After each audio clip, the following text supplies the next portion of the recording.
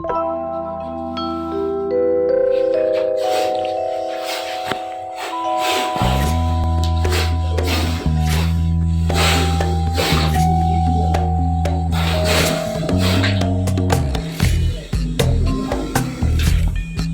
দিন আগে মূলত আমরা পাথরঘাটা জানতে পারছি যে একটা জালে সাপ আটকা আছে।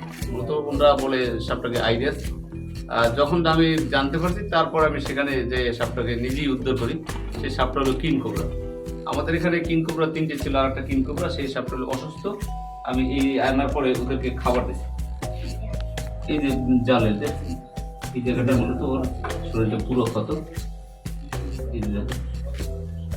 আমি একজন প্রবাসী ছিলাম, মূলত সৌদি প্রবাস জীবনী স্বপ্ন ছিল যে আমার একটা দেশের জন্য কিছু করার। তখন আমি বিভিন্ন ধরনের মিডিয়া, বিভিন্ন ইন্টারনেটের মাধ্যমে মূলত জানতে পারলাম যে আসলে বাংলাদেশে একটা সাপের খামার করলে সেখান থেকে প্রচুর পরিমাণ অর্থ উপার্জন করা যাবে এবং বাংলাদেশে অসংখ্য বিদেশ সম্প্রদায় যারা হতদরিদ্র এদেরকে একটা কর্মসংস্থান সৃষ্টি করা যাবে। এই খামারটা আজকের 26 বছর চলতেছে। মূলত আমার সর্বপ্রথম চ্যানেল আইর মাধ্যমে প্রচারিত হওয়ার পরে সরকার বিভিন্ন মিডিয়া এরপরে শুরু করে। এরপর থেকে সরকারের সাথে নিয়মিত আমাদের দৌড়ঝাঁপ শুরু হয়। 8 সালে মূলত প্রাণী সম্পদ গেজেট তৈরি করে। গেজেটের আলোকেই মূলত 8 সাল থেকে আমি শুরু করি তাদের কাছে আবেদন দেওয়া। এরপরে ধারাবাহিক আবেদন দিতে থাকি। পর্যায়ক্রমে যখন আমি একেবারে নিঃস্ব অবস্থা হয়ে যাই, যে আমার একটা ছেলে ছিল, তিনি মারা যায়। লাশ নিয়ে আসার সাথে সাথে আমার বাবা শোনার সাথে সাথে তিনিও মারা যায় সাথে সাথে। এরপর থেকে শুরু হয় আবার পর্যায়ে। এরপর আমার মা মারা যায় 18 দিন, বড় ভাই মারা যায়। খামার একেবারে বন্ধের পথে।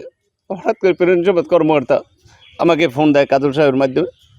ফোন পেয়ে আমি বিশ্বাস করতে পারিনি আমাকে লাইসেন্স তারা দেবে। একেবারে অসহায়ত্বভাবে আমি বলছি যে স্যার লাইসেন্স পাবো কি না। হ্যাঁ, তারা বলছে আপনারা আসেন।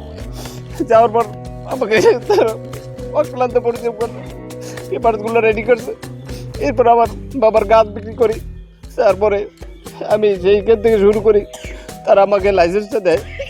সরকার ইতিপূর্বে বলছে লোকাল আমার খাবারটা এখান থেকে সরাইতে হবে। আমার অনেক অর্থ এখন দরকার, আমি কোথায় পাবো? তাই আমি সরকার কাছে বিনতি জানাচ্ছি চ্যানেলের মাধ্যমে আমাকে আর্থিক সহায়তা দেওয়া হোক। ইতিপূর্বে জেলা প্রশাসক স্যার যাইতে বলছে। আমি সময়ে একদিক প্রাণী সম্পদ যাইতে হয়, একদিক আমাদের এখানে সাপ সংরক্ষণ করতে হয়। নানান ধরনের ঝামেলা আমার একা মূলত এই কাজটা করতে হয়। এখন আমি চাচ্ছি চ্যানেলের মাধ্যমে যদি আমার আকতির মাননীয় প্রধানমন্ত্রী শোনেন, তিনি বারবার বলেন যে কর্মসংস্থান দরকার, তাহলে আমি কর্মসংস্থান সৃষ্টি করছি, আপনারা সহায়তা করেন। এরা কাজ করুক, 4টে ভালো ডাল ভাত খাও, এরা ভালো থাকুক, এটি আমার দাবি।